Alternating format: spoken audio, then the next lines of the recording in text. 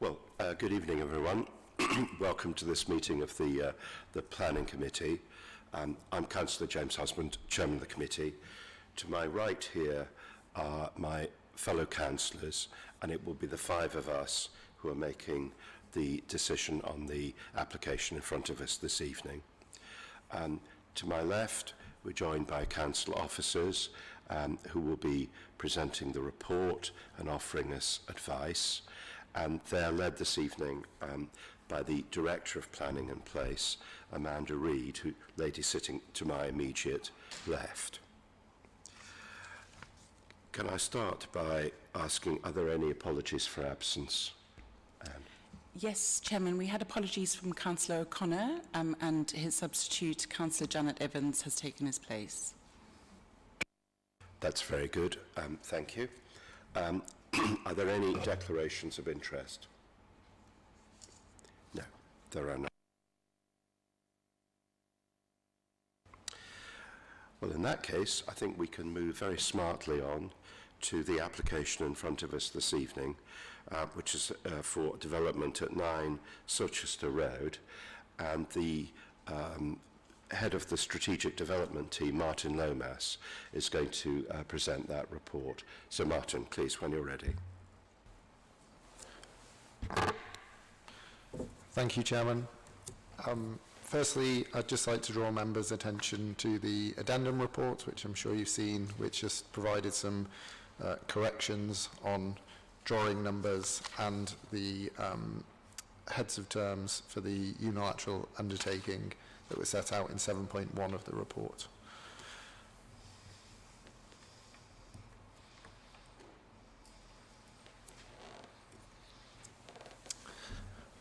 So the application site is located on Silchester Road.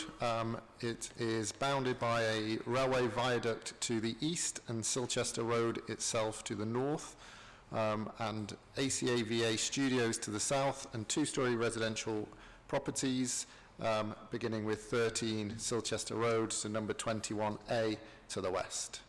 There's a thin parcel of land located between the railway viaduct and the site, which is used by Transport for London for railway maintenance access. The site is not in a conservation area and there are no nearby listed buildings.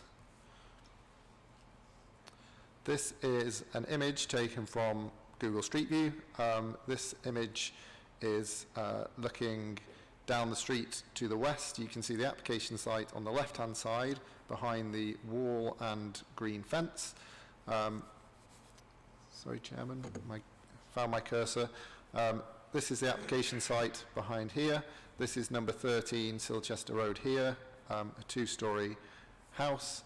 This is a London Plane street tree to the front of the site, which you would have seen from the report is referenced and the building was designed around. Whitstable House and Kingsnall House visible there. Looking back up the street, in the opposite direction, you can see the railway viaduct at the end of the street. So the application site is down at the far end on the right-hand side. You can just make out the two-storey properties in this location here, and Bramley House in the foreground here, which is a 5-storey residential building.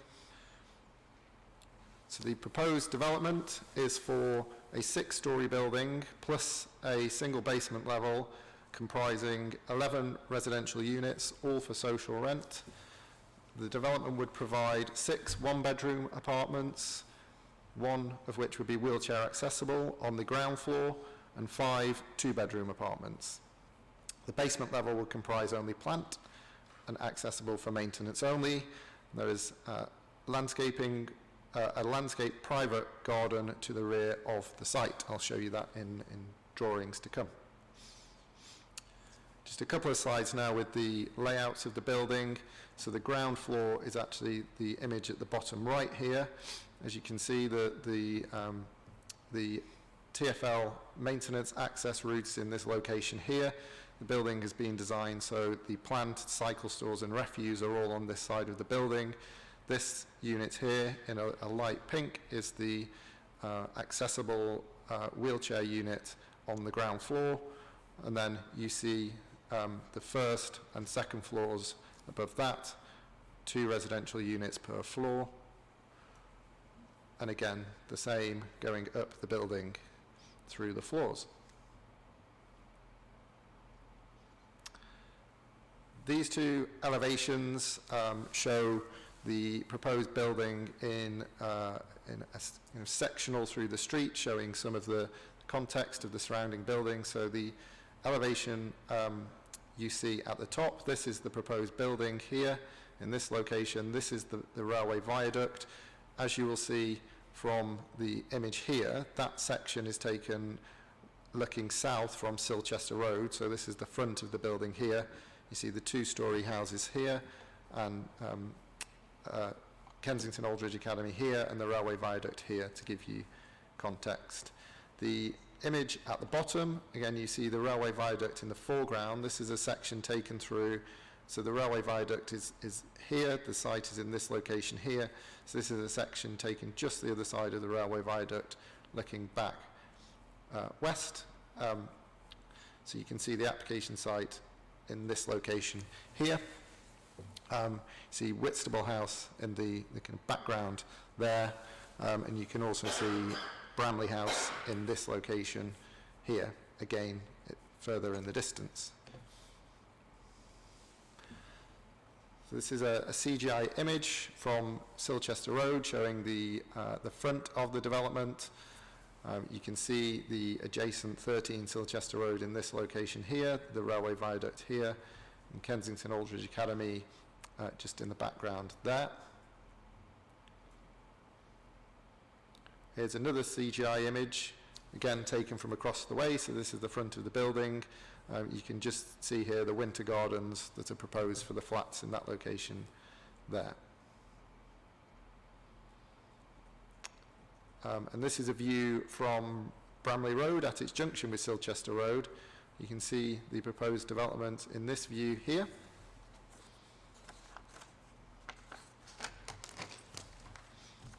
And then, again, this is an image extracted from the Townscape and Visual Impact Assessment. In this view, they didn't provide a full render, but a wireframe, which is fairly standard for some views, but I thought worth including. You can hopefully make out the white line, which indicates the outline of the development, the other side of the viaduct in that image.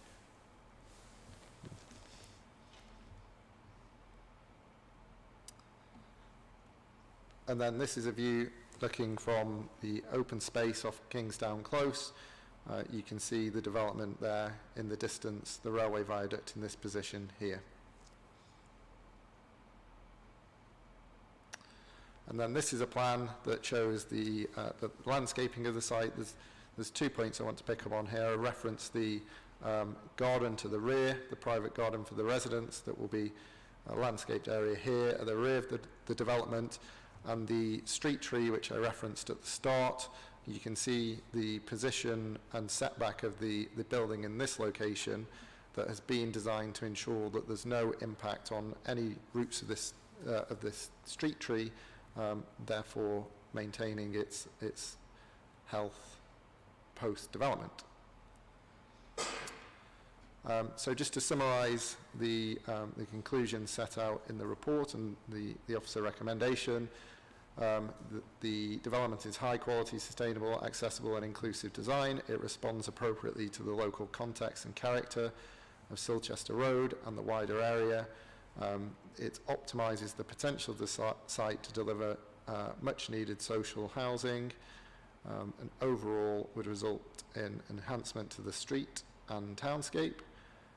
On living conditions, as set out in the report, officers conclude there would be no harmful increase in the sense of enclosure or overlooking, nor would there be loss of privacy.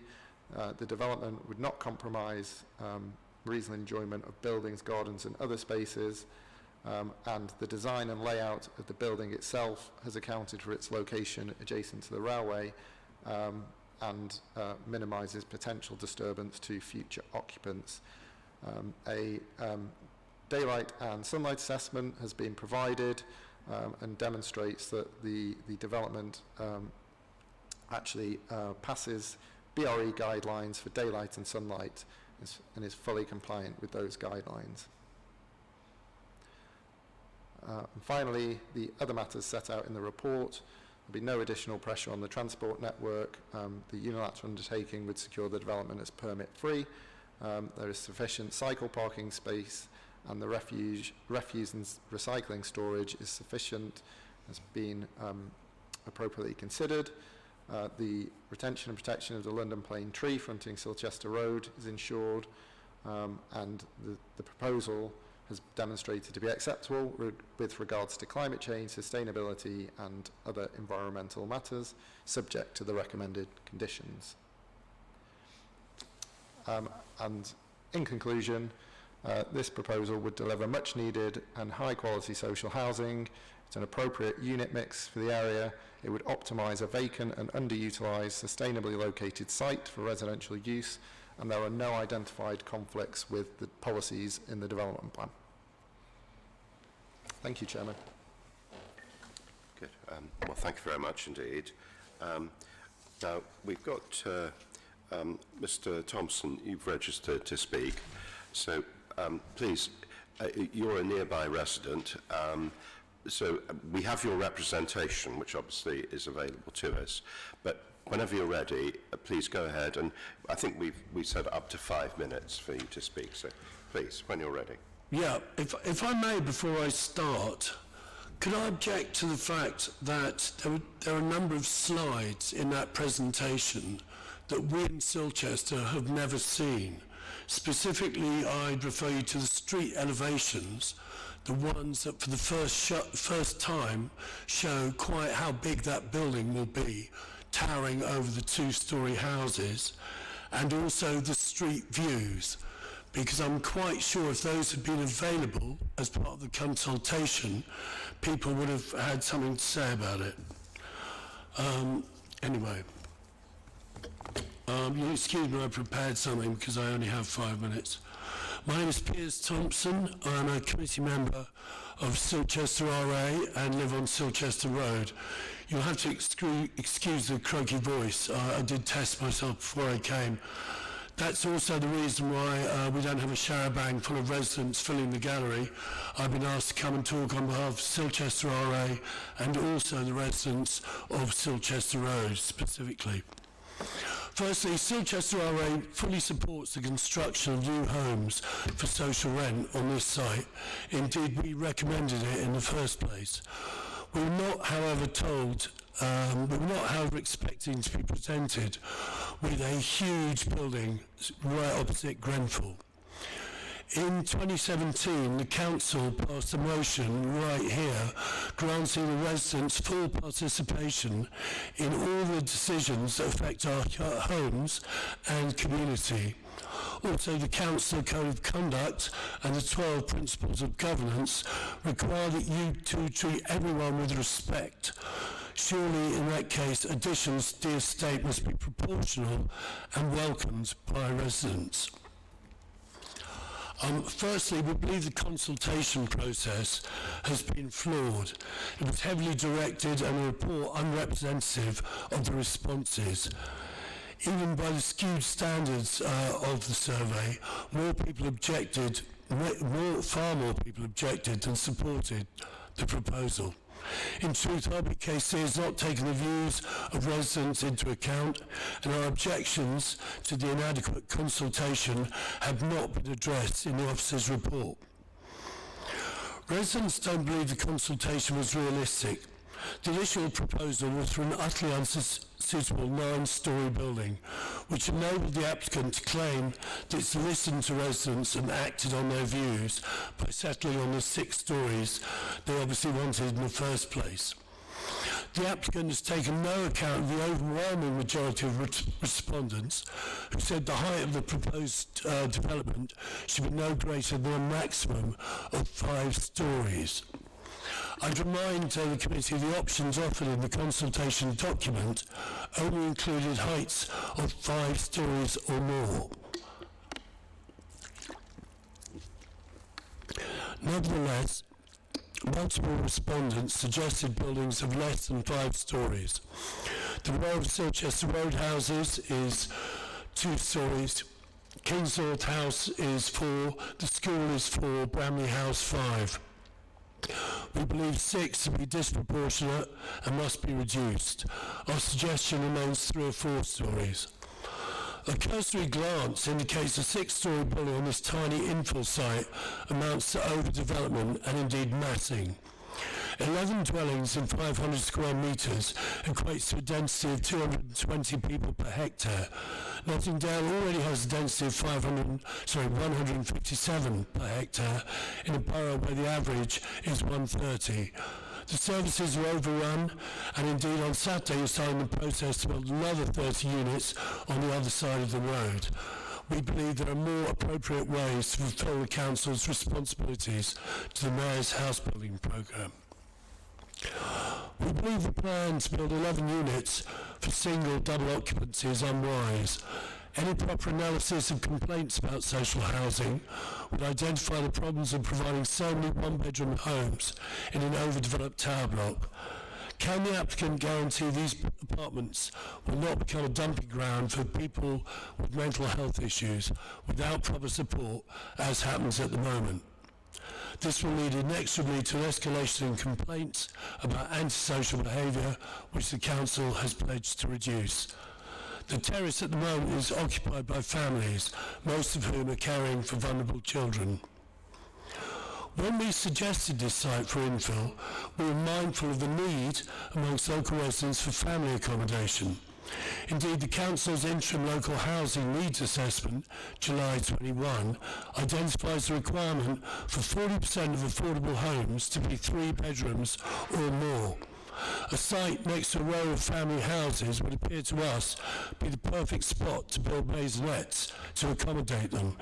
And indeed, in light of today's decision about Edenham, it might be a good moment for you to stop this and then start to co-design this project with the residents.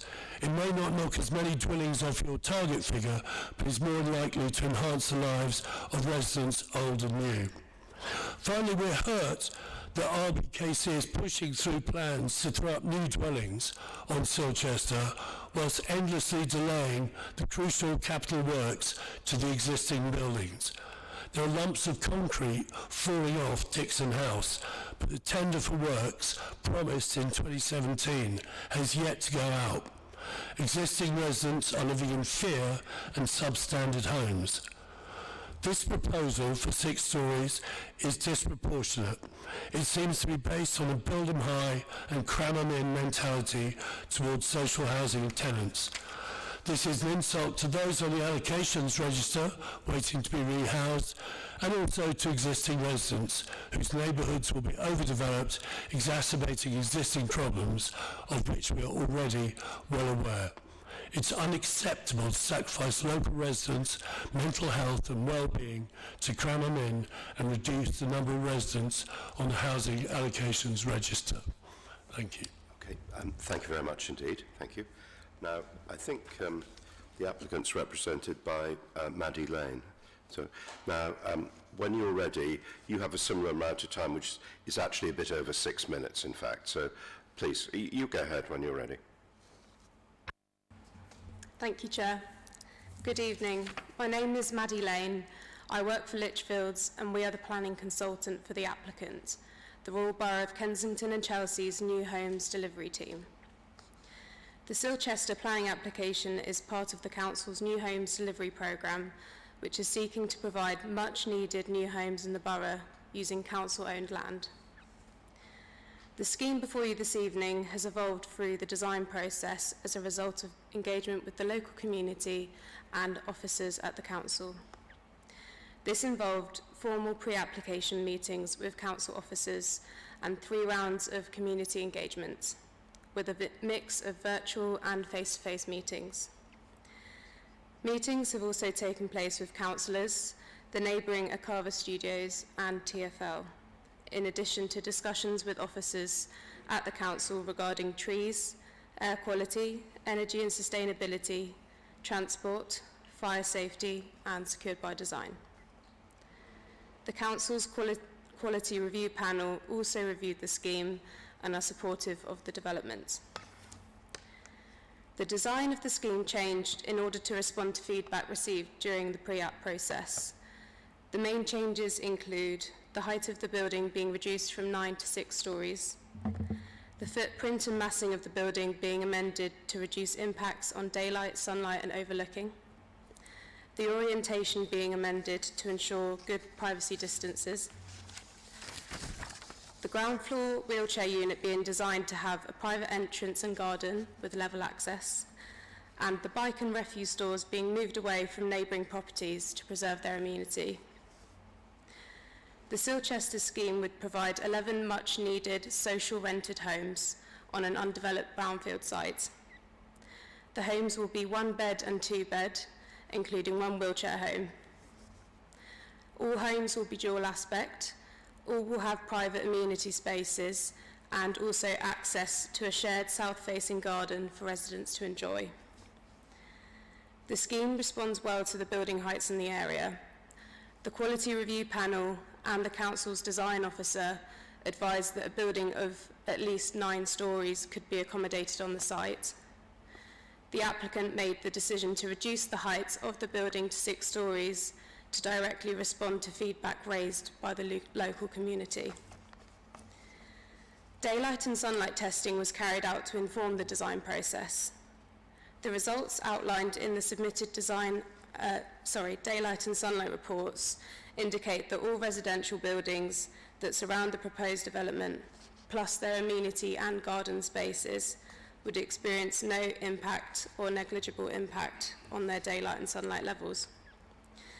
The future occupiers of the development will also experience good levels of daylight and sunlight with full compliance with the BRE guidelines.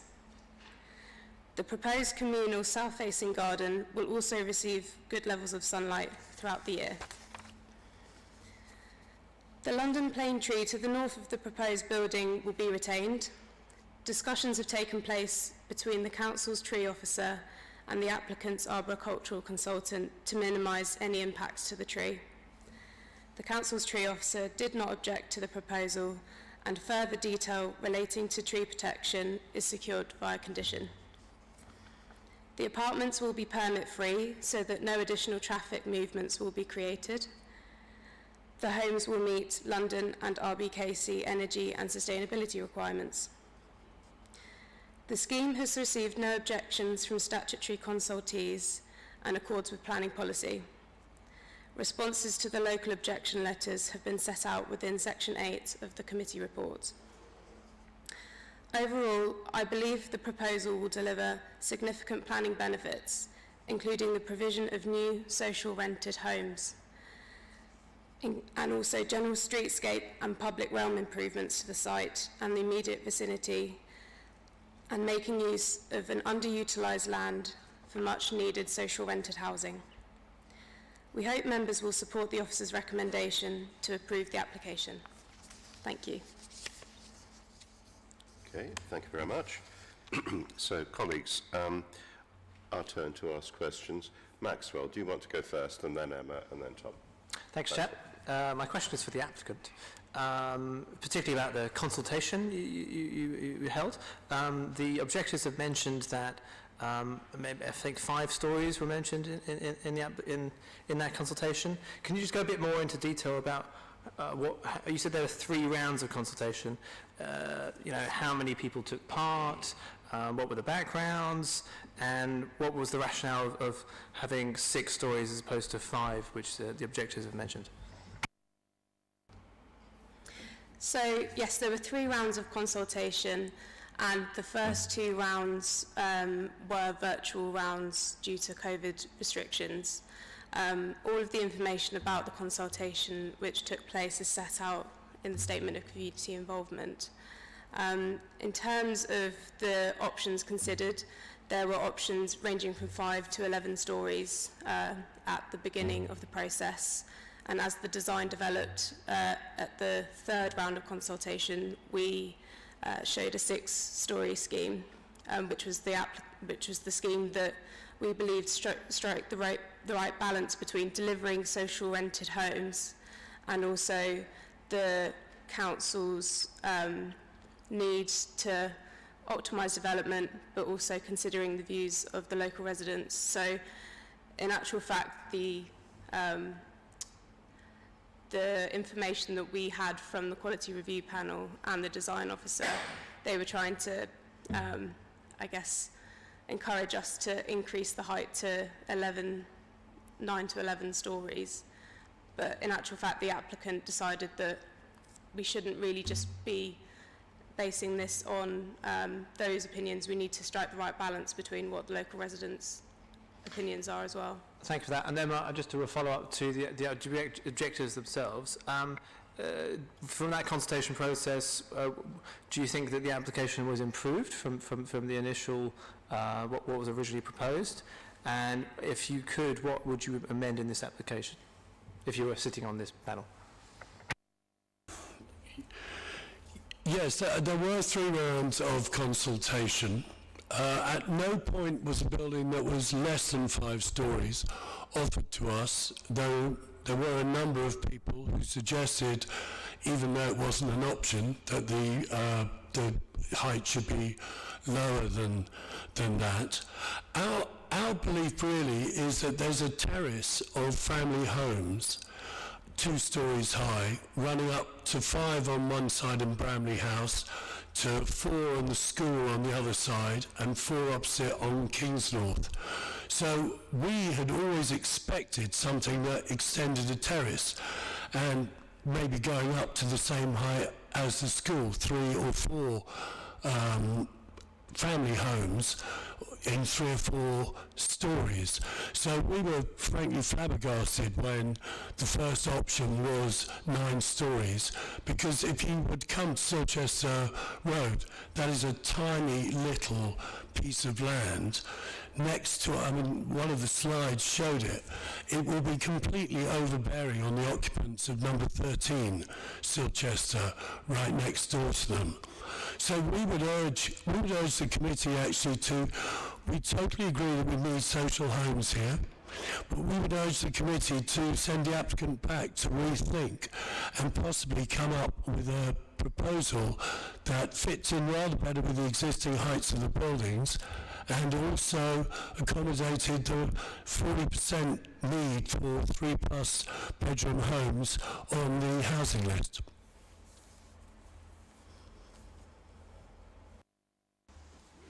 Thank you, Chair. Just to ask the applicant first, if I may. I can't see, I mean, you referred to the design review panel. I don't think it's in my pack. I can't find their comments. If it is in here, I've missed it.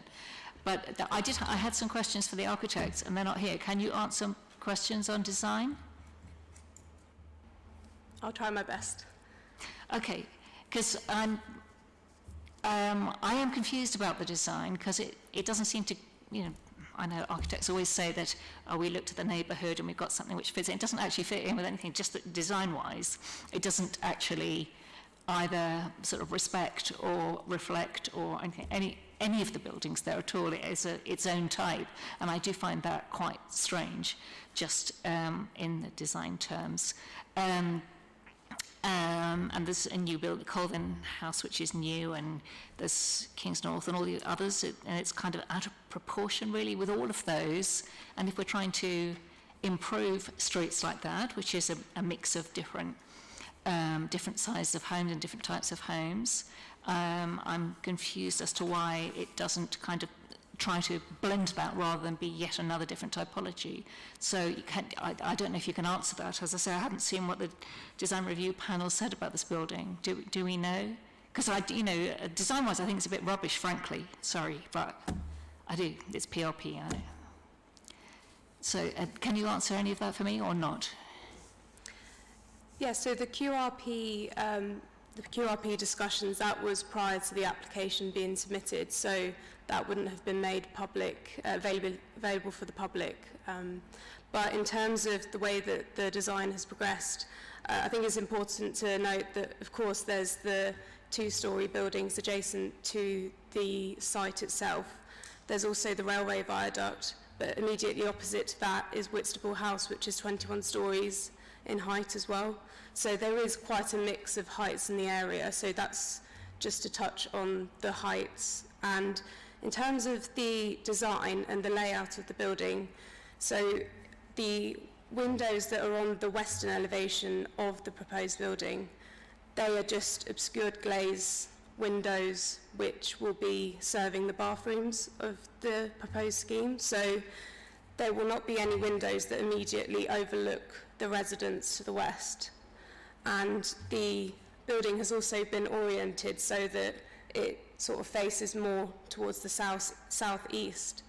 So that means that, again, overlooking and daylight and sunlight is minimised as much as possible. Sorry.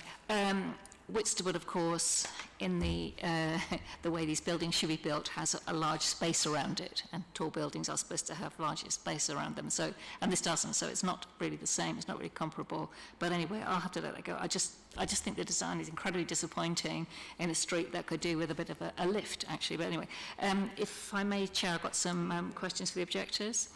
So I've read your objections and the council's response, and I've got a few things I want to ask you, but is there anything that you think the officers have particularly missed in your objections? They haven't responded, or you don't think their response is adequate, to start with? Yes, you have to excuse me as I haven't got the list here in the right order, but I think the first response was about whether this was widely enough advertised, and the Lichfield said that 126 households were told about it. The RA does believe that this is an issue for the whole of the Silchester estate, and so we felt it should have been more widely advertised. The response to the second point, which I believe is about the height of the buildings, we don't feel the response there actually answered the concerns of residents at all. Similarly, the third point, that some people had objected to putting up a new building opposite Grenfell because they felt that was disrespectful in some ways. I think this particularly came from one of the residents in Silchester Road itself, who's recently been moved from, I think, the walkways into Silchester Road. We felt that the flooding risks were dismissed rather casually. The report itself was written on the very day that the heavens opened and multiple properties in northwest Kensington were flooded. There's a medium to high risk of flooding from surface water in this project. We've already had a lot of issues at Moor West, which was built as part one of the Silchester garages, where the flooding was so bad that the lifts were out of order for some months. And the report itself involves trusting Thames Water, which not many of us do around here, and many of the tests have not been done. So there's no absolute guarantee these homes are going to be for social rent, which was something we raised. Again, we've been referred to a whole lot of paragraphs which don't really promise anything. I do have a letter from Martin Mortimer promising there'll be social rent, but I'm not sure how much that holds. In terms of overlooking, no one has addressed the question of overlooking of the Kensington Aldridge Academy multi-use games pitch, which will be directly overlooked by the upper floors of this building. And in fact, KAA's response to this is nowhere in the documentation. We don't trust the sunlight projections, because the projections during the Silchester regeneration were shown to be inaccurate. I've got a note here, number 8 misrepresents the objection. It's about antisocial behaviour. Oh yeah, I know, that was, our objection is misrepresented. It was a reference to the possibility that unsupported people would be dumped in this new property. Our biggest complaint, though, is that our assertion that the consultation was unfair, was flawed, was skewed, and that our responses were misrepresented is not even addressed in the report. Thank you. Can I just ask one question for clarity? Thank you. In your representation, you discussed, just going back to the flooding, which we're still, I know a lot of people are still affected by. I was talking to somebody today. You talked about, and I wasn't quite clear what you meant, about a block of concrete underneath the two-storey houses. Can you just explain that, talk us through that, and why that, obviously Counters Creek must have flooded in the past, but if you can just talk us through that, and then I'm done. Sure. Well, as you probably know, Notting Dale is a claggy soil, and that accounts for all the subsidence and so on. We believe that tributary of Counters Creek runs under the terraced houses on Silchester Road and joins Counters Creek just south of us. As a result, the 6 houses in the terrace are built on a 12-inch concrete raft, which is to prevent the underwater, the water table affecting the stability of the buildings. So, well, I mean, we're not flooding experts, but because we have this raft protecting our houses, because we had these massive floods, you know, some of them water from the drains. In other parts very close to us, there was raw sewage coming up through people's toilets. You're also building a basement in this thing, and we know from the basement at Frinstead House it got flooded from the Moor West development. So, yeah, at the moment we're protected by a 12-inch raft.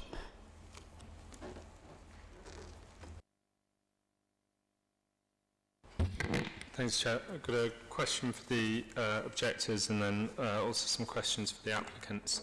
Yeah, firstly to Mr. Elmpanis. Oh, no, sorry, Mr. Thompson. Elmpanis was on the other side. Mr. Thompson. I understand what you've been saying about the heights and you're worried about overlooking, which is one thing, and shading, which I'll come to with the applicants in a second, but also the fact that it's not in keeping with the area. And the point that's been made in our pack and by the applicant is that it is, because you've got Bramley House on the street, which is 5 stories, so okay, this is one more, but not completely. Sort of completely different heights, and then on the other side of the road you've got Whitstable House, which is 21 stories. So if anything is going to stand out on that street, it would be Whitstable House rather than number 9 Silchester. So I just wonder what your thoughts are on those comments. I mean, Whitstable is over the road. I mean, I don't know if you know Silchester. As you come in on the Westway, just to your right as you pass the Shepherd's Bush roundabout, you have our 4 towers, and you also have the 5th tower, Grenfell. The estate was built as 4 towers with low-rises around them, whether that was Kingsnorth House, Wainfleet Square, or our 2-storey terraced houses. As Councillor Dentcote pointed out, Whitstable House does tower over us and is surrounded by the appropriate amount of open space which continues under the Westway towards the Maxilla Wall of Truth. For those of us, it may not make a big difference to people looking in from the Westway, but for those of us within the estate, we have this defined perspective of the low rises and the tall buildings. And I think to introduce new intermediate buildings, it is going to disrupt the fabric of the streetscape. And it's, yeah, that would be my view. Sorry, no, I'm just reminded. The other thing is, Whitstable House is on a huge footprint. Mm-hmm. This is on a tiny patch of land, and it doesn't have the room to breathe. The residents won't have the room to breathe. Okay, thank you. And then a couple of questions for the applicants from Ms. Lane. So the first question was, so the objectors raised that this is predominantly a family area and a lot of sort of family properties, and there's in the application site it's all 1 and 2 beds. So I was just wondering if you could go into why that decision was made and it wasn't, you know, 3 plus beds, mixture of say 2 and 3 plus beds. Yeah, so different unit mixes were explored throughout the design stage, and essentially with bringing the height of the building down from 9 to 6 stories, that meant that the number of homes delivered would be significantly reduced. Because it's a fairly small site, you're only able to provide 2 homes per floor, so apart from on the ground floor where there's only 1. So essentially, in discussion with planning officers, we set out the different options, and it was decided that smaller unit mixes would be more appropriate for this site. And as part of the new homes delivery programme, there'll be larger units delivered elsewhere in the programme. So that was the rationale for the unit mix. Okay, so across the programme you still want to hit the distribution recommended between 3 beds and 2 beds, but you thought on this particular. Okay. And then in terms of, well, yeah, a couple more questions. So in terms of daylight, it says in the PAT that there was an assessment made, and it's thought that daylight and overlooking didn't cause a noticeable impact on other properties. Could you speak a bit more about that, and also whether gardens were considered as well, the sort of shade in particular going on to gardens? Yeah, so during the design process, the building itself was shifted as far north as possible to basically reduce the amount of impact to neighbouring properties in terms of the daylight and sunlight, but also not going too far north that it would encroach too much on the tree protection zone. So throughout the design process, daylight and sunlight was considered. In terms of the assessment, the neighbouring properties and their gardens were considered as part of the assessment, and the experts at PRP put together the report, and they concluded that all of those spaces would either have no impact or a negligible impact, and they would all align with BRE guidelines.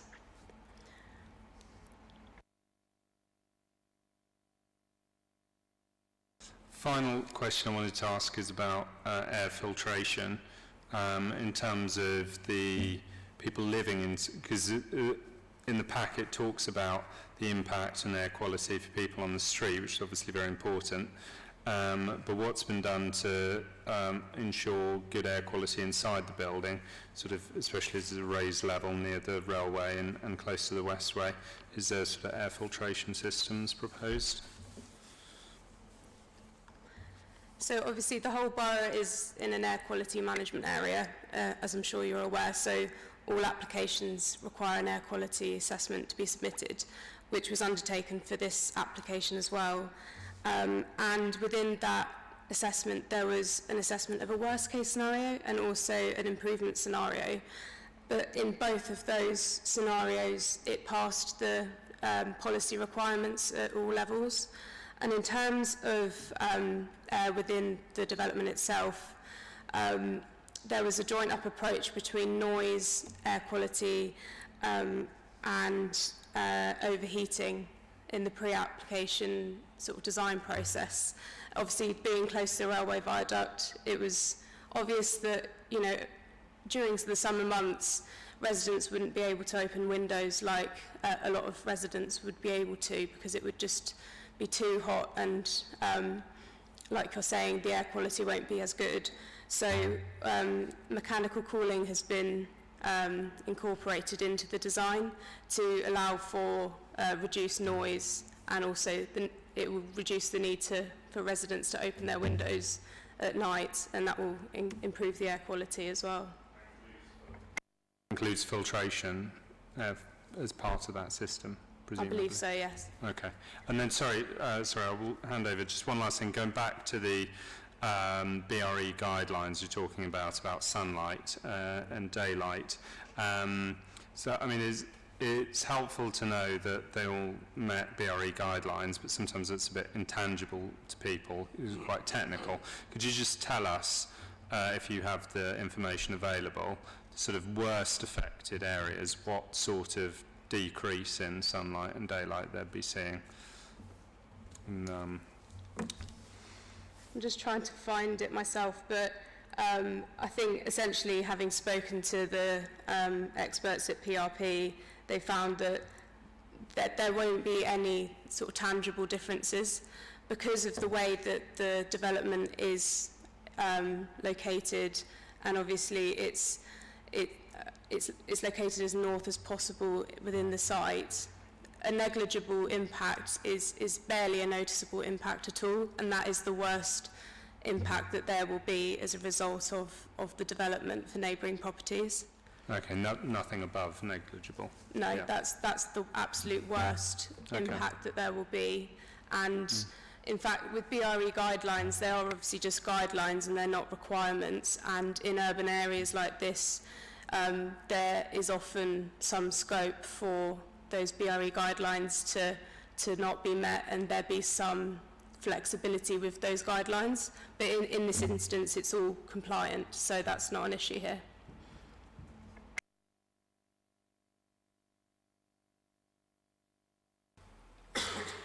Thank you. Many of my questions have been answered. However, I wanted to know, is it 1 or 2 wheelchair flats, accessible flats? It's the one at the ground floor level. Just 1? Yes. I see. And are these flats, because they are only 1 and 2 bedrooms, can they be used for other people with special needs? Will they be able to be put up special arrangements, etc.? Not necessarily wheelchair, but bars along the walls or something like that. Is that anticipated? And can they be accommodated? So I believe that would be something that the council's housing allocations team would deal with at the appropriate time. But there is sufficient space within these apartments. They exceed all the space standards, so it would be possible if that's something that the council is able to do.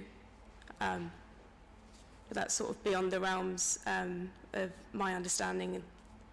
Understand, thank you. And I wanted to ask about the underwater. There was from Mr. Thompson's letter, underground water courses. And it says here that it's suggested that the loads are modest, 5 to 6 floors will need massive piling, which is going to cost a fortune given that TfL won't want them doing it next to the tube line. However, I understand, and I know from my own area, there are quite a few underwater rivers. So can you comment on that, or can one of the officers perhaps comment on that? Perhaps if we come to that later on. Oh, I see, okay. But I don't know. Sorry, I beg your pardon. Maybe the applicant, the agent, would like to comment on that point. Okay, great. Is there anything you can say? So in terms of the flood risk and obviously the structural integrity of the building, there was a flood and drainage expert and a structural engineer that's been working on this scheme right from day one. So they have been able to see what services and watercourses are underneath the building, and the proposed design does account for those within the design. And in terms of the consultation process during the application, Transport for London and the London Underground have been consulted, and also Thames Water and the local lead flood authority, and none of those consultees objected to the application. And it's worth saying that there will be further engagement with the London Underground and Thames Water at condition stages, and those are set out within the committee report.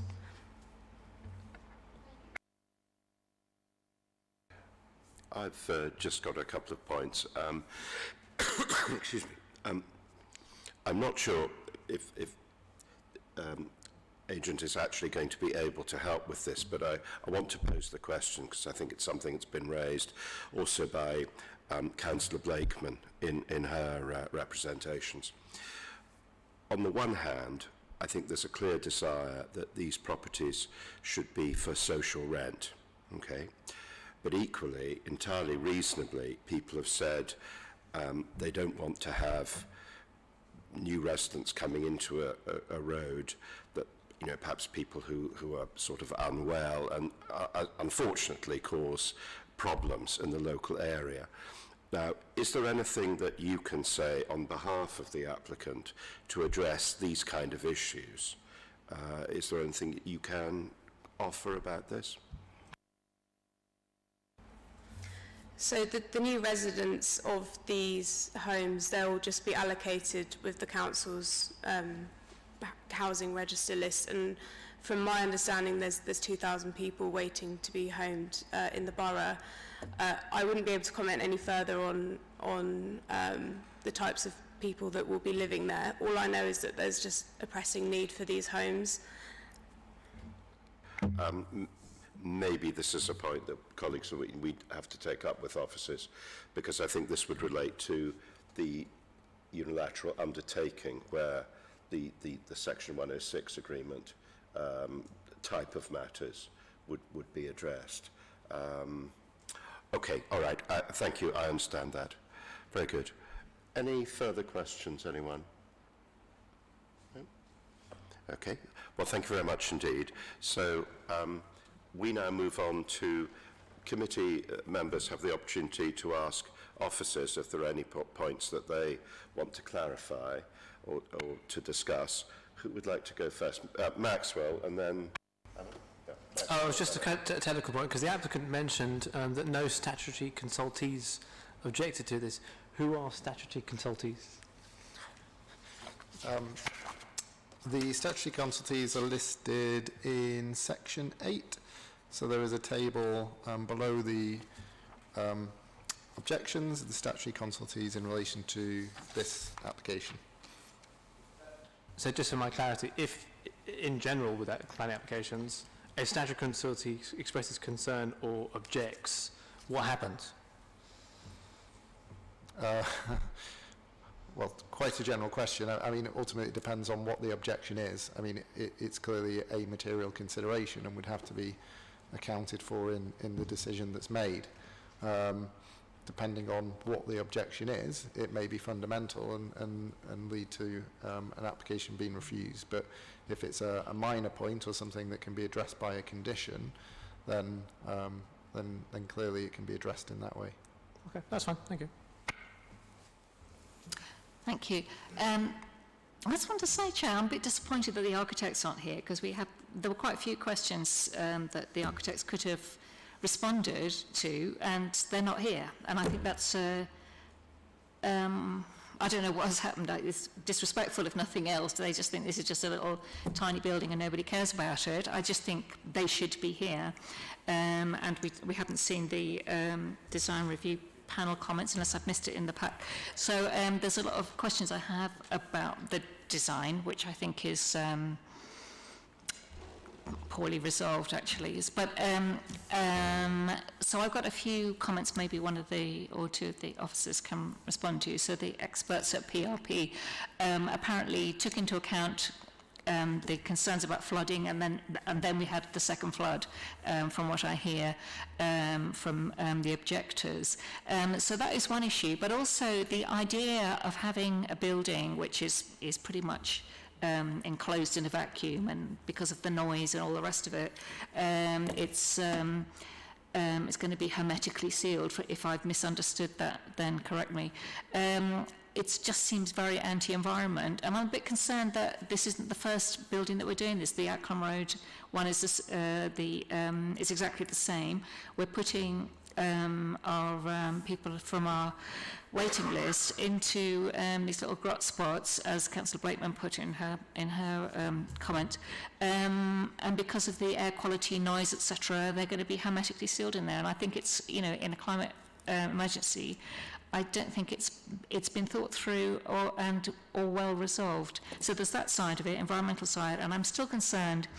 As far as I'm aware, the last time I looked at the strategic housing market assessment, the desperate need was for family homes, and a lot of these, it's not just this one, but a lot of these projects, it seemed to be focusing on 1 and 2 bedroom homes, and I'm really worried about that. Are we going to get all our larger families pushed out of the borough? And that is an issue, because I don't think we're answering demand, so I don't know who can respond to that, but I just think it's, it hasn't, I'm just a bit concerned that this hasn't really been taken seriously, the actual need and the environmental issues.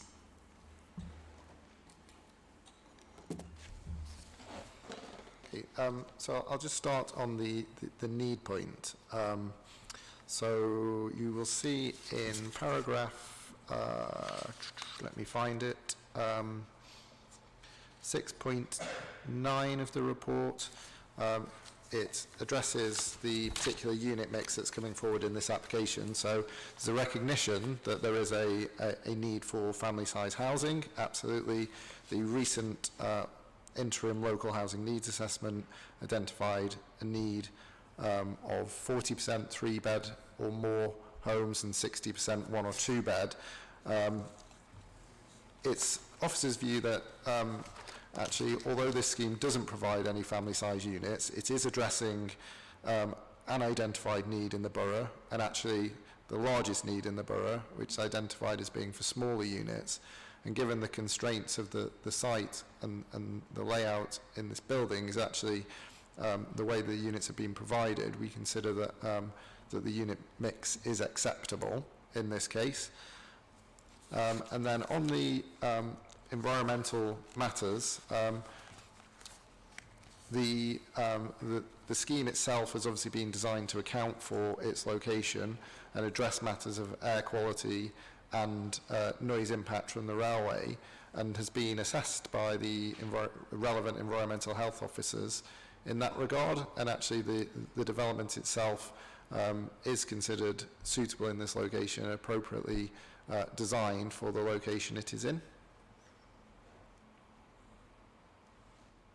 Actually, can I just pursue the point about environmental matters, actually, please?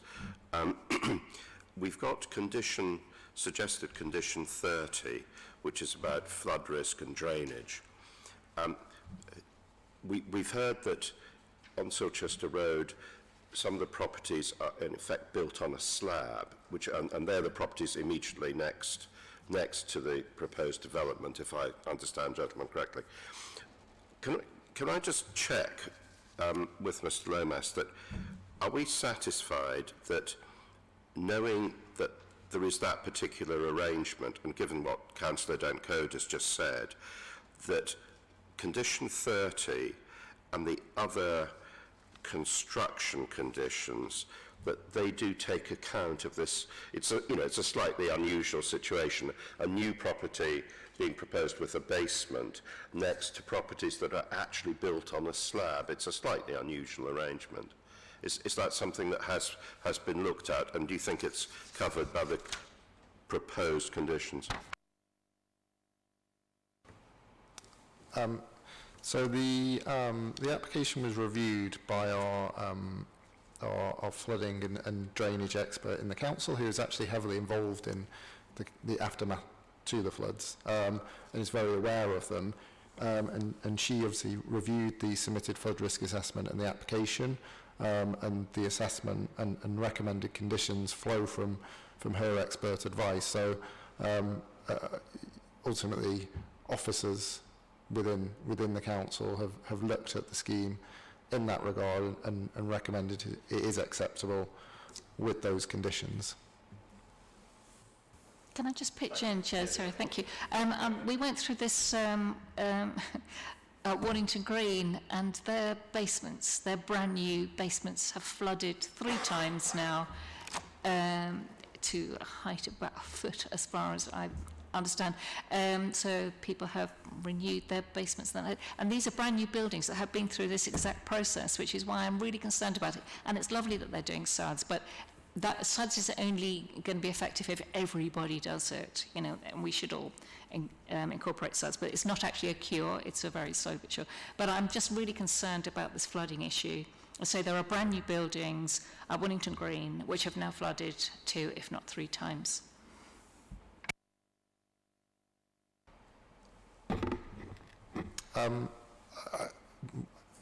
Chairman, all I can really say is that having been reviewed by the flood and drainage officer, including knowledge of the basement, obviously the recommendation has come that those conditions would be sufficient, and actually the application material has demonstrated suitably that the proposed basement would not flood based on the detail that's submitted with the application and those conditions.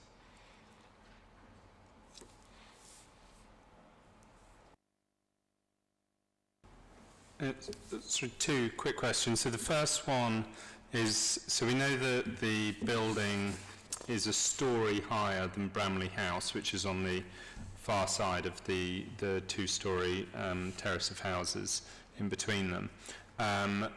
But do you have the actual heights? Because sometimes stories can be a bit misleading. Do you have the height of this building? And maybe you might not have it, but the height of Bramley House?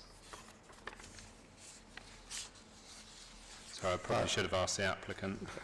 Yeah, I'm afraid not to hand. I may be able to pull it up whilst you ask another question, but I will see. Right, I'll move on to my other question. So this is just in terms of the environmental impact, carbon footprint and air quality.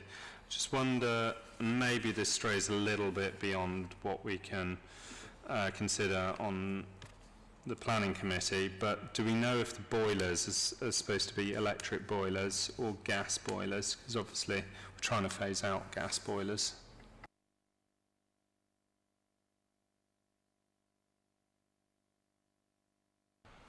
I don't know whether the scheme includes gas boilers. I assume not, because that's not the usual approach anymore, but I would have to pull up the application documentation to confirm that.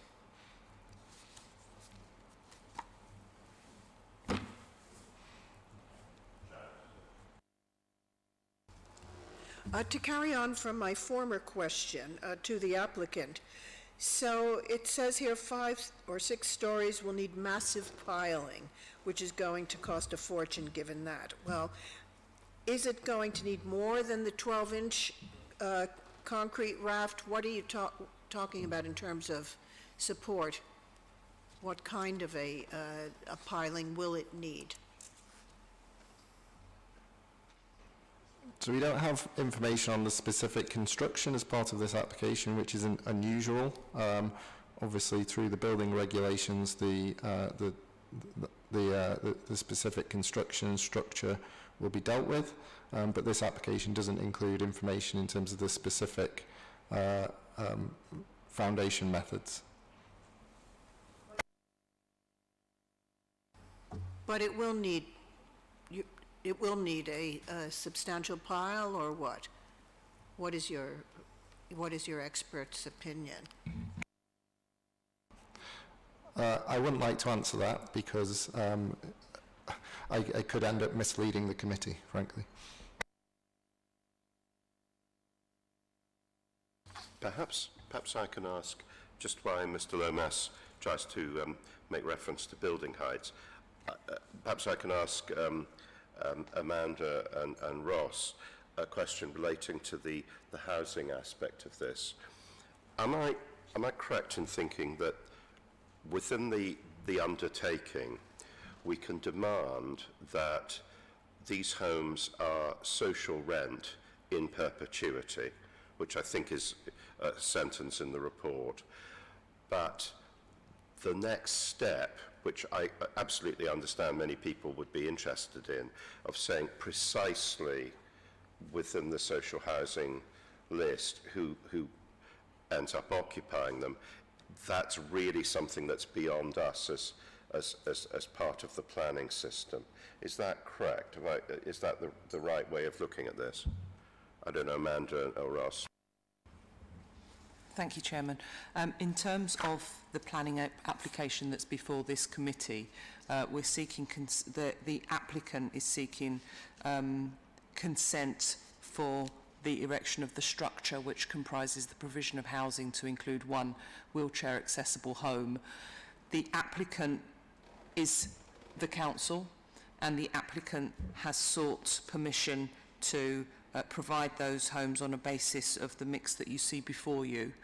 And the intention is that those homes will be retained in perpetuity for the provision of social housing to enable the end users, being the tenants that sit on our housing list. And that's the intention of the applicant, and that is the application that we have assessed.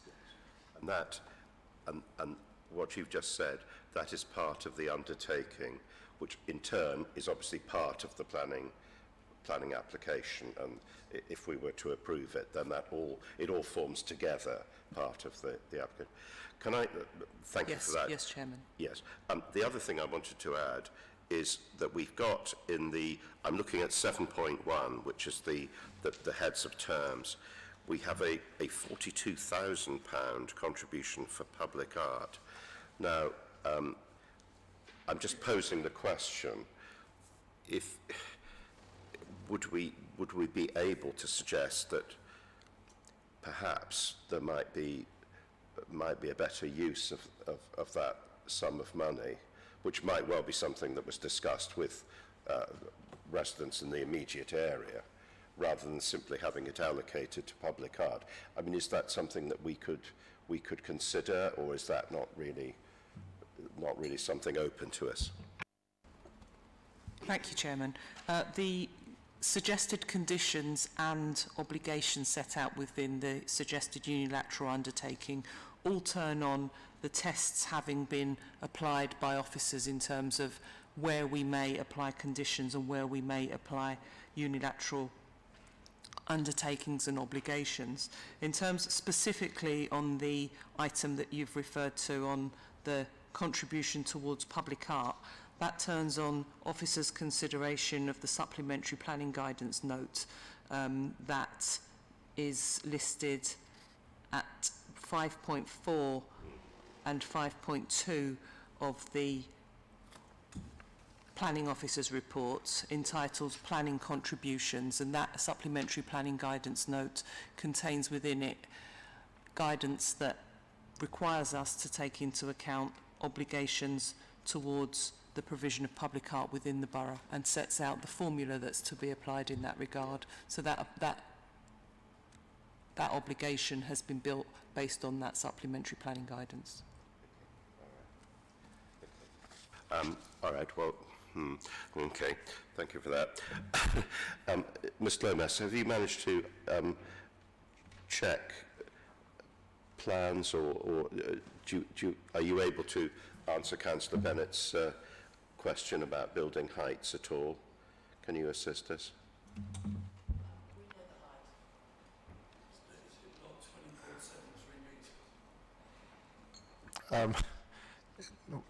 Quite possibly, yes. I mean, the plan I was about to refer to was that it's 9.65 to the bottom of the upper parapet, so I suggest that it probably is.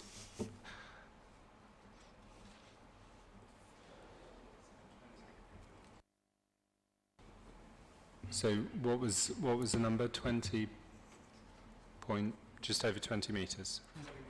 21 metres. So, but presumably we don't have the height of Bramley House. I'm afraid not. Yeah. Okay. so paragraph 6.31 provides that the proposed building will be 20.78 metres in height. Thank you very much. Thank you. Further questions? Emma, did you want to come back in, or are you happy? I'm glad you asked about the public art. £42,000 in this rather small area I found really bizarre. Is this something that we literally, and somebody told me, just for the record, somebody told me that there's a store somewhere, a public art that nobody wants. So, you know, I do find that quite difficult. This is something that we just can't get around because it's an awful lot of money. People might rather have trees or something else, but they don't have any choice in the matter. Is that correct? Through the chairman, the committee is certainly within its, you know, it's within your gift. If you find that to be an inappropriate allocation of funds, you may of course suggest some other distribution of those funds, and that can be taken into consideration. I would suggest if this goes ahead that future residents can choose what to do with that money. As I say, they may rather have trees or something else rather than public art. I don't know. I did find that an awful lot of money for a rather grim little development, actually. Sorry. Through the chairman, the funds would have to be relevant in terms of passing the tests. So if you found that there were a planning reason that you determined that those funds should be apportioned elsewhere, then we would need to be able to set that against the tests that are applicable in terms of the determination of planning obligations, or the applicant may proffer a in-kind contribution if they so wished, in which case it would fall outside the need of needing to pass the tests. I'll defer to my colleague in legal as to whether or not he's able to confirm that. Jack? Yes, that's right. I also note, though, that the public art contribution under the Council's public art strategy isn't just used on a piece of public art. It can be used on other things, such as visual things, rather than just on a physical piece of art.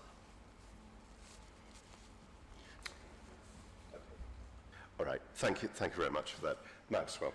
Well, so just on this public art debate, to be honest, I don't think public art is actually a bad thing, and in relative terms, when you're trying to buy public art, 40 grand isn't necessarily going to go that far, actually, if you want a quality piece of public art. I think the most important thing on that debate is that the residents are involved in it, the residents have a big buy-in in what is there. I think that's the important thing. Most of this debate, to be honest, though, is about the height of the building. The rest of the stuff is kind of small print. My personal view about this application is new homes are a good thing. The design is pretty decent, and I actually think the height is acceptable in relative terms to the nearby buildings. So I would vote in favour of this. Can I just quickly check that there are no other kind of clarifications, questions to officers before we move on, as Councillor Woodger already has, to thinking about what our decision might be about this? Anything else we need to ask? No. Okay, so what do we think about it? Councillor Woodger has expressed a view. Who else would like to chip in? Councillor Evans. I think we should pass this application. We should accept it because I think that the good for the public, for the wheelchair accessibility, and the fact that there is a need for 1 and 2 bedroom flats is very important. So I would be inclined to accept the application. Thank you. I'm very disappointed still that the architects aren't here because I had a lot of questions for them. I think it's too high for the area. It doesn't actually knit anything together. It doesn't improve Silchester Row. I think it's very poorly resolved as a building generally. I think the absence of architects says quite a lot, actually. I'm very concerned about the flooding issue. We don't have any details about construction, which is disappointing. You know, we definitely need, we're so desperate for social housing, but not at any cost. I think this is poorly resolved, and I think it's a bit rubbish, I'm afraid. I really do. What a shame, what a huge shame. Here we have a site, people want new homes built on it, and they've come up with this sort of half-hearted, badly resolved scheme without really proper consultation, a missed opportunity.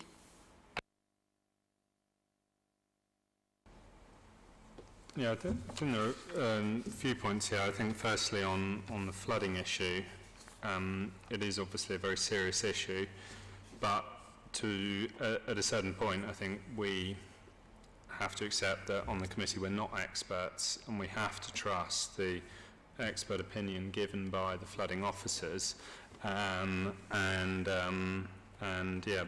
put our trust in them that they've researched it properly and applied the appropriate conditions.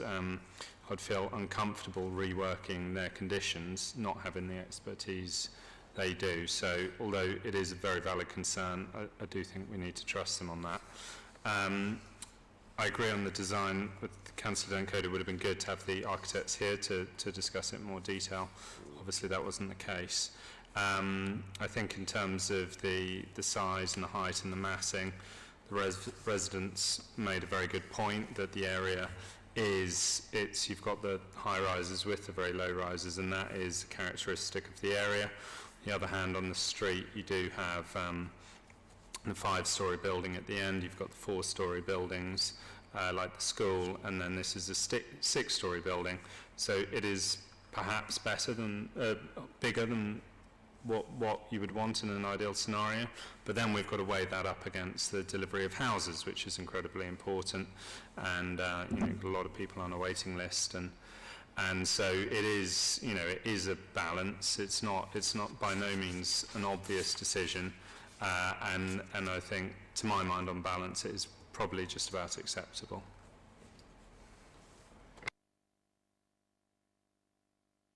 Well, thank you very much. I'd like to suggest, actually, Councillor Bennett, were you going to suggest an informative? Sorry, you mentioned... just on the boiler point, because there could be something, but I couldn't find anything in the pack about it. Rather than the condition, if we could just have an informative that recommends that electric boilers are used, not gas boilers, for the obvious reasons of air quality and local air quality and carbon footprint. I think we could add that if we wished.